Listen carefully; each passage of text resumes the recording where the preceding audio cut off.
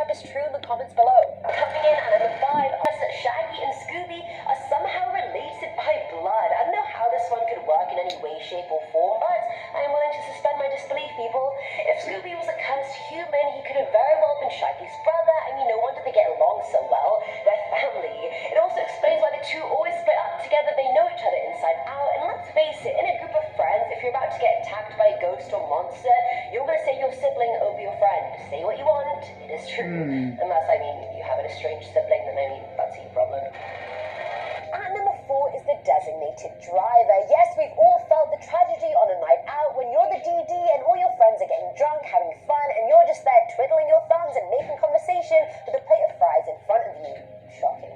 Now, in the show, Fred is always the de facto driver, but just look at him. This preppy, clean-shaven kid would not own a lime green van covered in flowers, meaning the van isn't his. It belongs to a hippie, most likely Shaggy, and as many theories point out, Shaggy is a pothead. So either Shaggy lost his license for driving under the influence, or Fred is worried he'll make the gang crash, so he never lets him drive. Yes, never drive and smoke, people. Never drive and smoke. No matter how much of a functional stoner you are, don't do it. Filling on number 3 slot is the Sadist Member. Back in 2011, Curtis Silver started his Psychology of Cartoon series, and the first episode was about Scooby-Doo and the gang. He diagnosed every single character with a personality disorder, and in the end, Shaggy is the one that's the most sane somehow. Considering this whole list was just about Shaggy being a crackhead, literally. Now, before I get into Curtis's diagnosis, I just wanted to let you guys know, obviously these are not my own opinions. I don't mean to offend anyone by saying any of these things. If you have OCD or dependent personality disorder or any of the other ones I mentioned, I'm not trying to hate on you. It's just what Curtis said. I'm just going off what Curtis said. Now let's get into all his diagnosis. He labeled Daphne as suffering from dependent personality disorder and just forever being stuck as a damsel in distress. Velma has OCD, which makes her great for solving mysteries. Fred is a classic narcissist. He's vain and hates criticism or listening to anyone else but himself and cannot stand Shaggy and Scooby. Scooby-Doo himself has dissociative identity disorder since he's a dog who thinks he's a human being, but this one is more hereditary since his whole family is like that. And finally, we get to Shaggy. Curtis labeled him as a scared pothead that occasionally suffers from paranoia. However, his paranoia isn't bad enough to be a disorder, making him the only member of the gang that doesn't actually have a personality disorder. He's also the only one that doesn't want to deal with the monsters and ghosts they keep having to deal with, which honestly is logical. Who would want to deal with that? Now, at number 2 is Fred the Player. Throughout the series, the tension between Daphne and Fred can be cut with a knife, but that also doesn't stop him from having his cake and eating it too.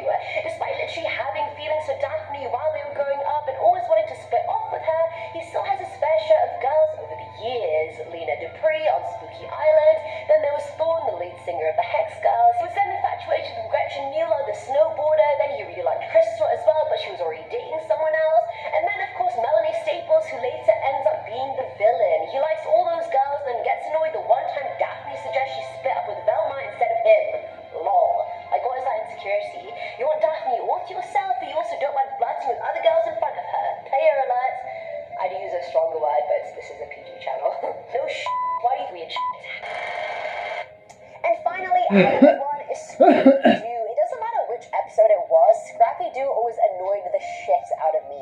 How can something be so small and filled with testosterone and be that annoying? Actually, it's quite possible. I've met my fair share of guys who are like that. Lol. Now, either way, this theory claims that the gang wasn't fond of Scrappy either. He was arrogant and conceited, and they eventually left him behind. After they ditch him, he isn't seen for years because he's busy trying to figure out how to gain revenge on the gang for casting him away. By 2002, Scrappy makes a mechanical version of Emil, the owner of Spooky Island, and impersonates him in order to get Scooby's protoplasm. But his plan is foiled by those meddling kids, and he's sent to jail, but that is not the end of Scrappy-Doo, my folks. He ends up escaping and creates clones of Scooby and the whole gang, and sends them to kill the OG gang and take over their lives. They succeed, and somehow no one notices that they're not the original crew. Starting us off at number 10 is Under the Influence. Now, the legend that Shaggy is a pothead is quite an infamous one, but what was the origin story of it? Legend has it Shaggy used to be a really lonely kid that actually got bullied by the other members of the squad in high school. As a nerd, Velma probably bullied him for his intelligence. Daphne was the popular pretty bitchy one that just bullied everyone, and her boyfriend Fred the jock most likely beat him up. They mockingly called him Shaggy because he smelled. That was a nickname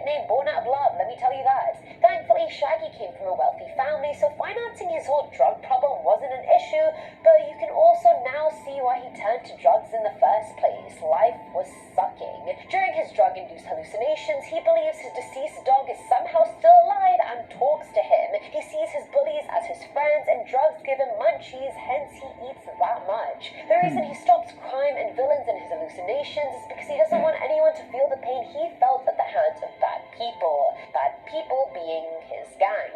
Coming in at number 9 is The Curse. Now, Che actually shared this theory with me, and although I don't fully trust him and never trust Che people, I will agree that it seems pretty plausible. According to this legend, Scooby-Doo isn't a dog at all, but a cursed human being. The curse turned Scooby into a dog, and since the whole gang was best friends with him as a human, they set off solving mysteries and fighting off the supernatural in hopes of finding a cure for him, or at least a way to undo the curse.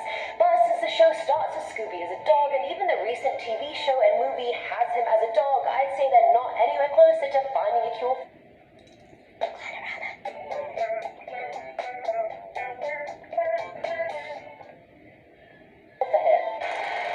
At number 8, we have The Cult. I never thought I would see the day when people thought the gang, the OG mystery gang that captured our hearts, was a cult. Let's break it down. We obviously have the handsome frontman Fred, Velma the brainy one, Daphne the pretty fashionable one that is low-key brainwashed by Fred, and Shaggy who has conversations with the dog. I mean, they could be an interesting group of friends, or they could be a cult. Fred is obviously the cult leader that recruits groupies like Daphne who will blindly follow him off a cliff if they have to. The group needs Velma since she's a genius, making her a huge asset. Shaggy is most likely addicted to some kind of drug that makes him think he can talk to dogs, but it also makes him the one that's most likely to do the group's dirty work in order to get his next fix. Going on number 7 slot are supernatural entities. Has anyone else ever thought it was weird that entire towns full of adults in the show are so willing to believe that ghosts and monsters are behind all the crimes that take place? Like, why do they believe it so easily? I know it's a cartoon, but still. Well, one fan theory from Tumblr claims that at one point there were supernatural entities running wild in the Scooby-Doo universe. There are monsters in every single movie as well. In Scooby-Doo on Zombie Island, monsters exist in a secret area and kill anyone who find them. In Scooby-Doo and the Witch's Ghost, Sarah Ravencroft's ghost is literally sealed in a book. So, I mean, it's totally plausible that all the monsters and goblins and ghouls and ghosts are sealed up or locked away somewhere in some secret location in the Scooby-Doo world. Some escape here and there, so the gang has to catch them, and that's why people think it's totally normal. Now, number 6 is well-rounded. I feel like Velma is the most underrated character in the gang. People are so quick to just stereotype her into a nerd, but this theory posits she's actually the most well-rounded character there is. For starters, yes, we already know she's incredibly smart, but she's also got superhuman strength as well. Despite being the smallest in the gang, she can carry every member in her arms while running away from a villain, which is a pretty huge feat. She also has no trouble fighting the monsters. For example, when the creeper stole her glasses, she straight up just kicks him in the knee. Honestly, I would too. I don't think anything annoys me more than someone taking my glasses and being like, oh, you're so blind. Like, no why do you think I freaking wear glasses to begin with, you moron? She has spunk, I'll give her that. Coming in at number 5 are the real heroes. In every episode without fail, when things start going to shit and getting scary, Scooby and Shaggy are always the ones to run away. And then somehow, in an accidental fashion, they end up being the government files no, there's a new government basically. What's not corrupt. Who pretend to be terrified of monsters and ghosts. They're faking all of it in order The to corrupt get monsters government out is because in they jail want to see now. us as easy targets. That way the gang can trap the villains So themselves. yeah, you know, let's head out, I guess. Let's head downstairs. Head to the beach or something. May as well. Here we are. I guess let's chill here. Smoke some weed. And let's see tree. Hey, can I join you? Sure. What's your name? Amanda. What's yours? B. Huh. I'm your mum. Now, and number 6 are Scooby Cool. snacks. I'm pretty sure if You Scooby smoke was given weed? an Sure. ultimatum of 40 You bucks for smoke? Scooby Sure. snacks on one side or saving his Cool, entire he's enjoying gang, the he smoke. would choose the Thanks. former. He just loves them way too much. Well, according to this theory, the treat can alter your genetic code, which explains why Scooby-Doo, Scooby-Dum, and Scrappy-Doo can not only talk, but perform stunts that are utterly ridiculous. As for humans, the only person eating the snacks is Shaggy, and the only effect we seem to see that it has is boosting his metabolism tenfold. He can literally down those mile-high sandwiches and still be skinnier than every Insta-ho out there. Make it make sense. Is he on that fit tea, skinny tea vibe? Who knows? He's just on that Scooby snack vibe. Coming in at number 5 is Shaggy, you're a wizard. Do you see what I did there? It said, Harry, you're a wizard. I'm lolling that, I swear. Anyway, this one comes from Tumblr user Eternal Phantom, who theorized that Shaggy is in fact a wizard. Think about it. Now, it's usually only Shaggy or Scooby who can do things that you'd think are impossible, like levitating objects and just pulling mostly food out of nowhere. And here's more backing to the theory. The first time Shaggy did anything magician-like was in the 1976 episode High Rise Hair Raiser, where he accidentally casts a magic spell twice. In more recent movies, Shaggy seems to be the only group member that can recognize magical objects. Like in Scooby-Doo and the Goblin King, a magical character literally calls Shaggy a wizard. What more evidence do you need, people? Shaggy, he's a wizard. At number 4 is the deity. I feel like as much as the world wants to talk to their pets, we still can't seem to wrap our head around the fact that a dog like Scooby-Doo can talk. Well, according to the film theory, Scooby-Doo is actually an ancient deity called a Anunnaki. These deities appear in the mythological traditions of ancient Assyrians, Sumerians, Babylonians, and more. The Anunnaki do not have physical forms, and so they had to take over the bodies of animals. Sumerians believed they were the most powerful deities in the pantheon, and that their role was to tell the Sumerians what their fate in life was, which is a lot of responsibility and pressure. A lot more than I'd expect from Scooby-Doo, but I guess every origin story has its pros and cons, am I right? Filling on number 3 slot is the Captain America link. Who the hell would have thought that Scooby-Doo would have any link to Marvel whatsoever? But I mean, you learn something new every day, don't you? Now, this theory shares that Shaggy's real name is Norval Rogers, and Captain America's name is Steve Rogers, so right now the two share the same last name. In the movie Captain America the Winter Soldier, Falcon is out on a morning run when he claims that Steve can run 13 miles in 30 minutes. If you do the maths, that's around 26 miles per hour. Now, if we go back to Scooby-Doo, we see that Shaggy can almost always keep pace with Scooby when they're running. Scooby is a Great Dane, and those breeds can run up to 30 miles per hour, meaning Shaggy runs at superhuman speed for a supposed pothead. So it could be quite possible that he is in fact Captain America's son. Now, number 2 is Fraggy. I mean, what did you expect? It was either Fraggy or Shred, and none of them sound good, you guys. Now, we're all used to thinking it was Fred and Daphne that were a couple and in love, but this theory suggests that the real apple of Fred's eye is Shaggy. In one episode, the gang goes home for Valentine's Day, and Fred goes home with Shaggy, which, I mean, implies that they live together, as roommates, sure, or as lovers. In another episode, Fred meets a male biker and tells him his name is Fred, and then says, unless we're dating, then it's Freddy. Then, within a few episodes after that, Shaggy calls Fred Freddy. Need I say more? I feel like the LGBT plus community is just going to eat this one up, but personally, screw Shaggy. I want Delma to happen. And finally, at number 1 is Fred. The gang's frontman Fred is both likable and annoying. I never minded Fred, to be honest. I thought he was a pretty good leader and a bit of a ting. But then there's people like Lindsay who think he's creepy towards Daphne, which I can also completely understand. As preppy and proper as he might be, he actually had a really screwed up upbringing. I was shooketh when I read it, I'm not going to lie to you. Now, Fred's father is Mayor Frederick Jones Sr. He raised Fred his whole life and loves him dearly. Except that's not even his real dad. As the mayor of Crystal Cove, Frederick is more concerned with his status as town mayor and keeping the town alive. We find out that the monster that made the original Mystery Incorporated gang disappear 20 years prior was Frederick in a costume. He was so hell-bent on making sure 2 specific members, Brad and Judy, never came back that he kidnapped their infant son, Fred. He then used him as blackmail to make sure they never came back to Crystal Cove. But eventually, he gets arrested for his horrendous crime. So I reckon Fred turned out pretty damn well given the circumstances. But to top it all off, if that wasn't bad enough, after Frederick gets arrested, his real parents come back to Crystal Cove, but they actually come for the treasure they were looking for all those years ago and don't really give a shit.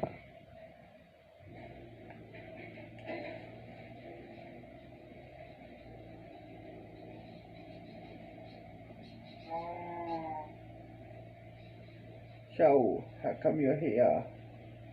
Alright, men. Welcome one, welcome all to the 3rd installment of Because not only your own life, but I work on my own now.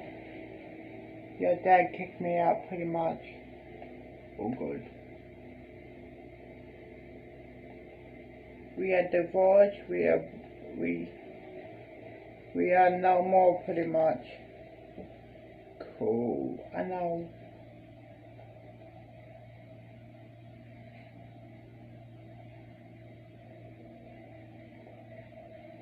Do you wanna head back to my place now? Sure, why not? Cool. Let's head back to your place. Done.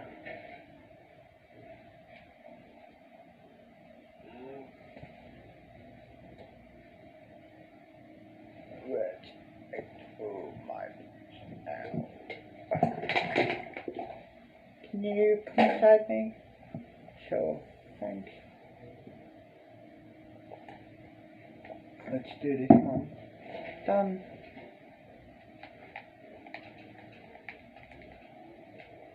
Oh, I can't believe it.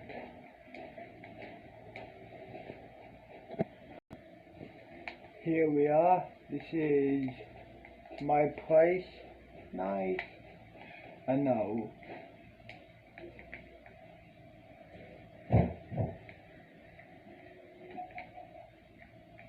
That is my place there, I mean. This is my place. Let me show you around.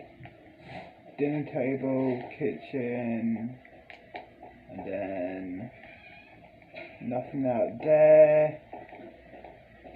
Bedroom, balcony, another balcony, another bedroom, another balcony. Down here is the lounge room. Nice. I know. Let's smoke some weed outside. Let's smoke one more joint, and then the smoke, and then, you know, fuck, done.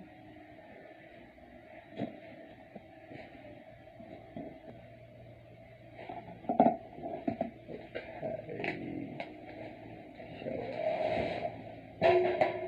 here.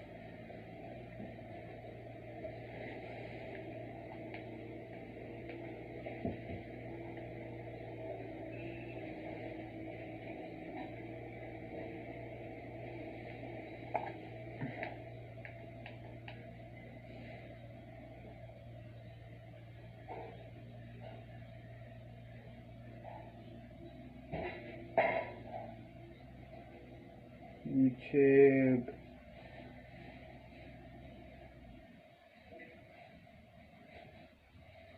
Okay.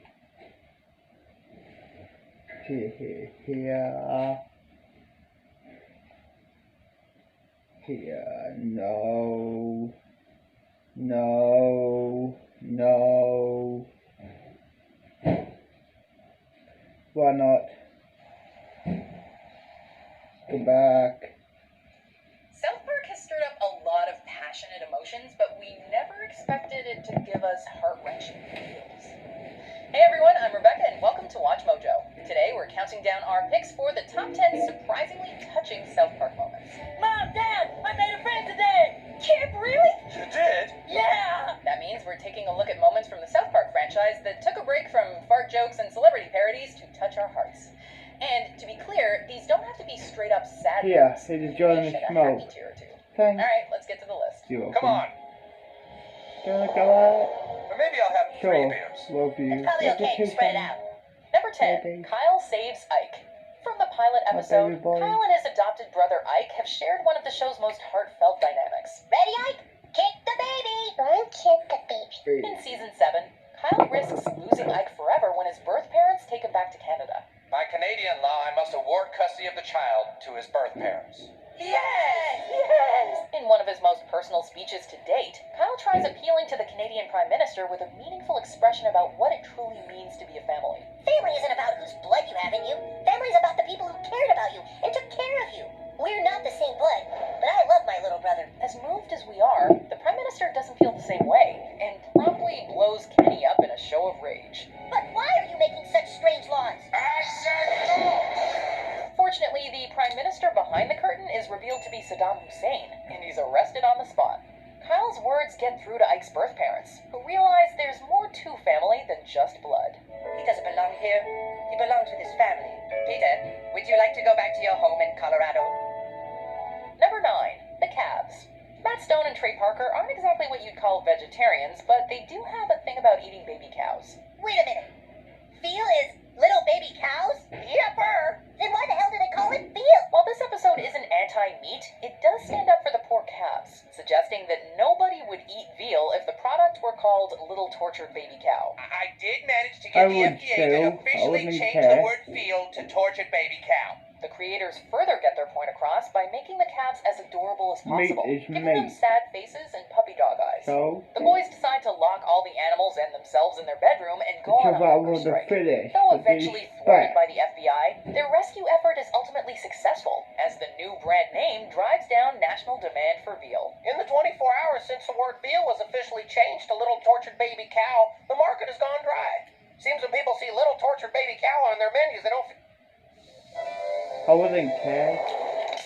I would still eat it. Me too. feel like ordering. Number 8.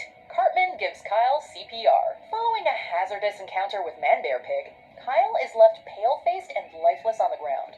When everyone else in the room is ready to declare him dead, Cartman, of all people, refuses to give up on him. The situation moves from emotional to surprisingly intense as Cartman tearfully tries resuscitating Kyle. God damn it, Kyle! You never walked away from anything in your life. Now fight! Honestly, a scene like this feels more like something you'd see on Lost or ER than South Park. Come on. Come on. As Kyle sputters and coughs back to life, Cartman is seen cradling his head as he provides him with an oxygen mask. Granted, Cartman is mainly concerned about his bet with Kyle, but nevertheless, we like to think that a part of Cartman can't handle the idea of life without Kyle. Well, at least now he doesn't have to suck anyone's balls. No! No, he has a strong heart. He wants to live. Number 7. Chef's Funeral. When South Park made fun of Scientology in Season 9, Chef's voice actor, Isaac Hayes, felt that he could no longer contribute to a show that mocked his religion. Hayes' sudden exit left Stone and Parker feeling sad, but slightly resentful, and they certainly show it in Season 10's opening episode. Gonna miss him. I'm gonna miss Chef, and I don't know how to tell him. Chef is offed in the most gruesome, mean-spirited way imaginable. However, the episode doesn't disregard all the good work Hayes did over the years. We're all here today because Chef has been such an important part of our lives. Chef's Funeral is a genuine tearjerker, reuniting many of the people he touched, from Mrs. Garrison to Elton John. And Kyle even delivers a bittersweet eulogy about all the laughs, songs, and wisdom Chef gave us, adding that we shouldn't blame him, but rather a certain, quote, fruity little club. So you see, we shouldn't be mad at Chef for leaving us. We should be mad at that fruity little club for scrambling his brains. Number 6. Kenny gives his sister a toy. When Kenny's little sister Karen popped up as a background character in Season 9, we didn't expect much to come from her. In more recent years, however, Karen has played a role in some of the show's most tender moments, adding new layers to Kenny's character in the process. You are going to be okay, Karen. You have to keep believing that. Why did my mommy and daddy go to jail? Sometimes people do stupid things. Sometimes they don't realize what should have come first until it's too late. In Season 19, Kenny has to work his fingertips to the bone merely to receive a child labor wage. But he uses his measly paycheck to purchase the lonely Karen a doll. Wow. Karen lights up at the sight of her new plaything. And although Kenny isn't the easiest character to read, we can tell that his sister's happiness is all the reward he needed. It's a simple moment that speaks volumes about who Kenny truly is underneath the hood. Hi. Number 5. Kip Drordy. There's really people out there without a Facebook friend in the world? That's so wrong. Poor Kip Drordy spends his days periodically checking his Facebook page, hoping someone will be his friend. Out of pity, Kyle adds Kip as a friend, hoping to make him feel a little better. Through the unfortunate reality of social hierarchy, Kyle starts losing Facebook friends for his act of goodwill. Looking around Facebook today, we see that since adding loser Kip Doherty as a friend, Kyle Broflovski's stock is plummeting. He jumps ship to save his own reputation, which leaves Kip more depressed than ever. The episode builds to a joyous resolution, however, when Kip receives all 845,323 friends from Stan's deleted Sentient profile, whom he defeated from inside the Facebook matrix in a Tron-like battle for survival.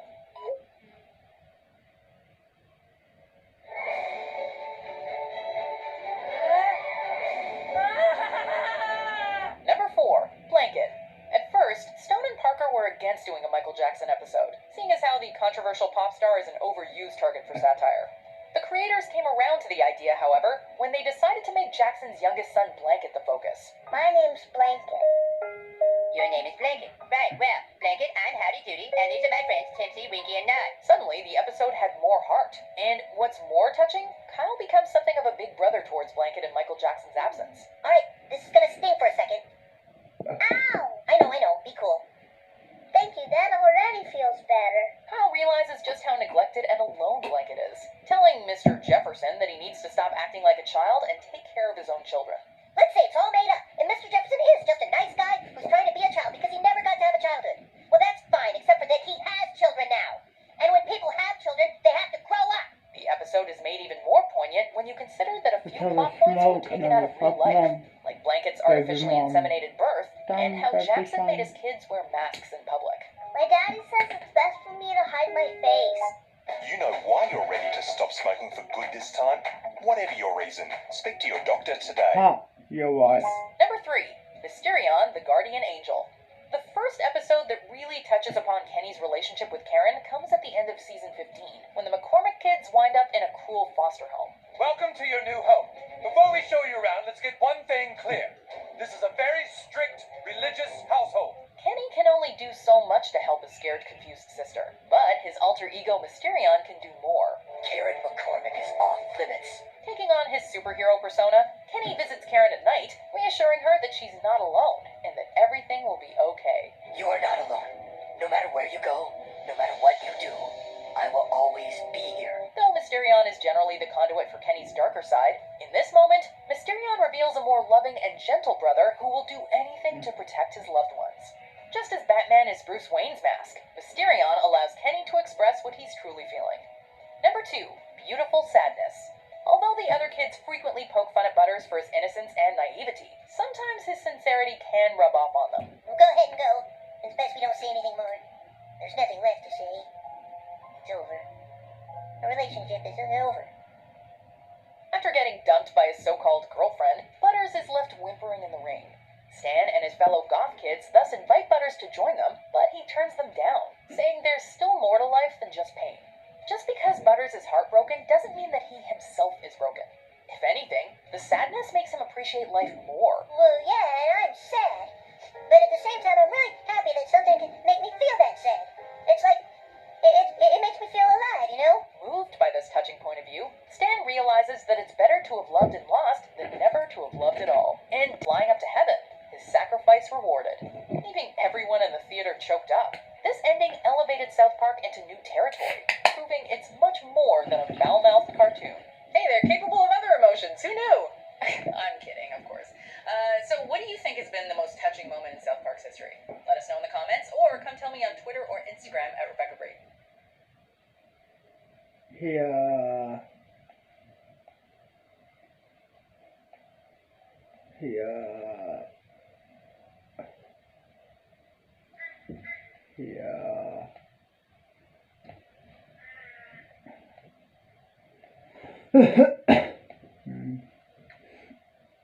Oh shit.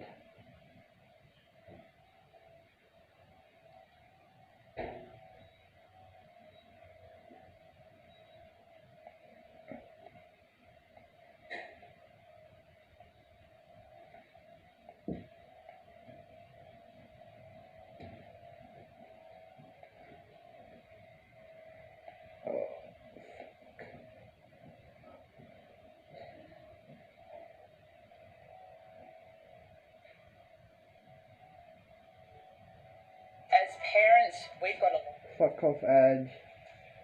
Stewie is one bad baby. Welcome to WatchMojo.com, and today we're counting down our picks for the top 10 worst things Stewie Griffin has ever done. Before we begin, we publish new content every day. So be sure to subscribe to our channel and ring the bell to get notified about our latest videos. For this list, we're going over the most heinous misdeeds of the Family Guy character Stewie Griffin. Number 10.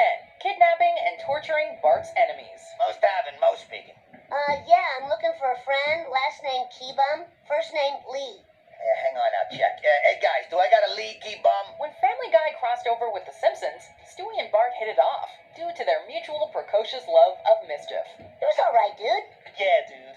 However, when Stewie sees Bart being bullied by Nelson, the nefarious infant decides to abduct the older boy, subjecting him to torture, including literally making him eat his shorts. Stewie follows this up by capturing Bart's other foes, tormenting and displaying them to his new friend. While Bart calls him out on how terrible it is, they are still able to share a laugh over some delightful wordplay. I know a poo's not your enemy, but I just wanted to say I took a poo. That is funny. Number 9. Abandoning Mother Teresa when she overdoses. I haven't been this scared since Mother Teresa OD'd in my car. Usually calm under pressure, even Stewie can freak out from time to time. One such instance occurs during a brief cutaway gag that sees Stewie driving a car with a couple of druggies and Mother Teresa, who has overdosed on drugs. Push her out. We can't leave her alone. Push the bitch out! Stewie demands they push her out of the car in front of the hospital, apparently leaving her to die there. While St. Teresa was arguably no saint, so to speak, no one deserves to die choking on their vomit so close to a place their life could have been saved. Number 8. Freezing a kind security guard. Stewie is a largely decisive individual, but his infantile fears can rear their heads due to his naivete and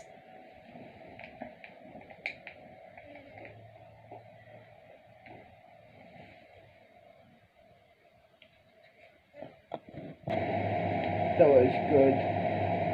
She went back to her crib. So yeah.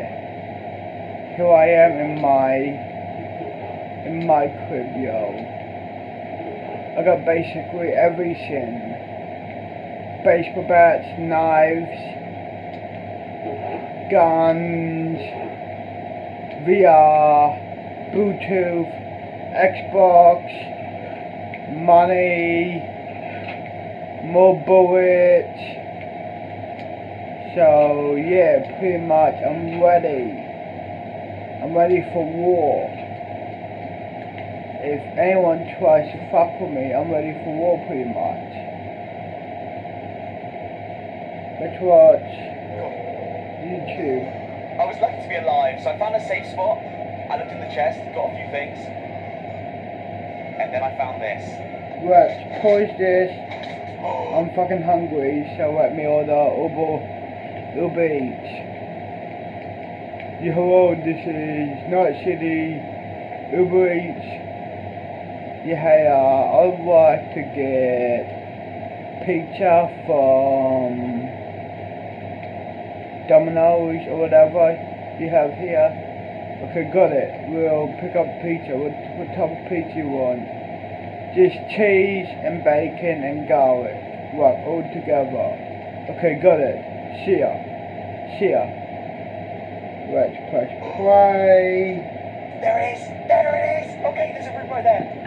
There's a room right there. Oh!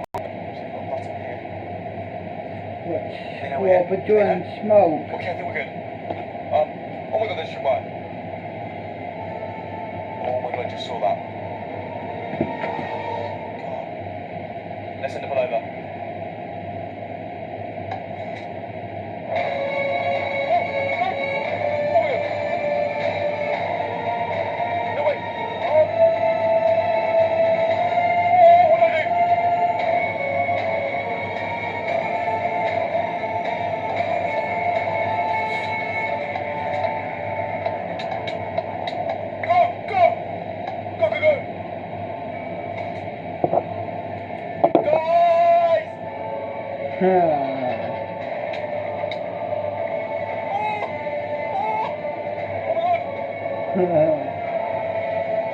You better get up here.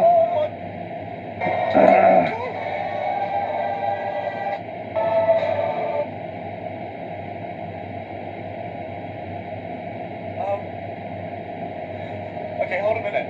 Guys, what just happened? Spawners. What he said. Oh, wait, what? I think it's my base. Hold on a minute. Wait, are they fans? And then this story took a drastic turn.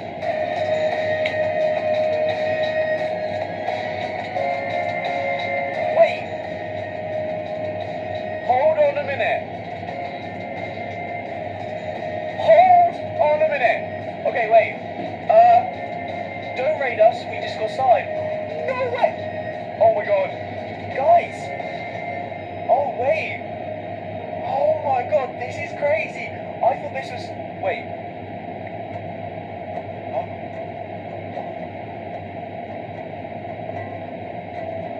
Whoa. Wait, there's no way.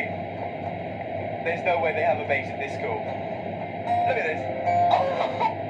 Oh no. I got you, bro. I got you. I got you, bro.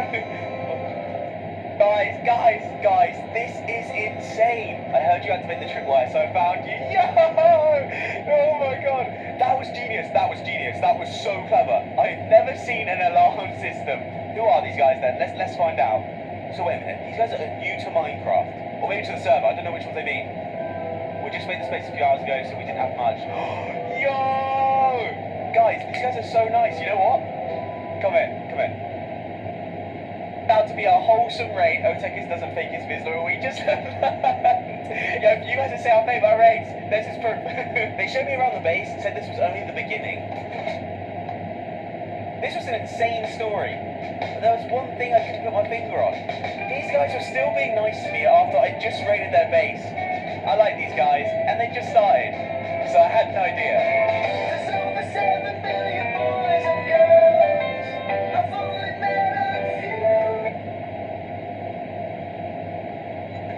Making something pretty crazy. Ryan, please stop it, Ryan, please. That skin's gonna get me demonetized. You third partied me? You wanna get third partied, buddy? No, I want this guy. This is who I want. Come here, buddy. Like, you're my nemesis. Hello, the pieces here. Okay, let's go downstairs. So, how much would that be? 10 cyberpunk dollars. Okay. And keep the change. Thank you so much. I appreciate that. You're welcome. Here's a pizza. Cool. See ya. Let's eat it here, I guess. God, I'm so tiny. Look at that. That was good. Let's head out on the balcony, not in the front yard. Let's head out on here pretty much. Smoke some weed, watch YouTube. Look at a boat. Let's do the boat check. Oh. I look so tiny. No. I'm 4'7". We're still going for the fortress. You know, this deduction of time is really gonna hurt me so badly. I'm probably gonna kill like the dragon when I'm at like 2 feet tall or something. I would not be surprised. I'm going so... Wait, is that it? Yes! Oh my god, that took forever, man. Alright, let's bridge. Can I even do like block jumps anymore? Hold on, we need to test this out. No chance! No chance! How about 3? Please tell me I can still do 3. We're gonna have to use the ladders to climb up the fortress. No! Alright, here we go. Oh gosh, it looks so tall all of a sudden. Why does it look so tall, dude? Here we go, we're here. Let's get I guess I will see you in the next episode of the documentary. Oh my god! I don't know when it will be, but it will be this week or next week We found it. This is it. Let's do it. or this week in the middle That's our first run now. I'm gonna drink my or fire even ice. tomorrow. Alright, 6 rods. It depends Yes, we're on a streak. if I'm 7 rods. busy, Just a little bit more than right, that. doing Go make stuff my nether portal now. Let's do it. without the There camera you go. Okay. being perfect. here. 10 rods. I'm So, leaving. yeah. Bye. Holy crap, we I did it. guess I will see ya in the next episode of the documentary. Bye for now. My name is V, and I am